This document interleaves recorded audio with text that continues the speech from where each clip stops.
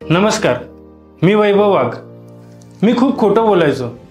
हे बघून माझ्या वडिलांनी मला राजकारणात जायचा सल्ला दिला, पण राजकारणात आल्यावर मला समजलं की राजकारणी खोटं बोलत नाहीत, ते खूप चांगले असतात। ते कधीच स्वतःचा स्वार्थ बघत नाहीत। एक वेळ स्वतः उपाशी राहतील, पण जनतेसाठी कोणत्याच गोष्टीची कमी पडू देत नाहीत। ते स्वतःच्या फॅमिलीचा नंतर आणि लोकांचा पहिले विचार करतात। त्यांना भ्रष्टाचार अजिबात आवडत नाही। मतांची नाही तर जनकल्याणाची भूक जास्त असते। सगळे पक्ष मिळून एकजुटीने काम करतात।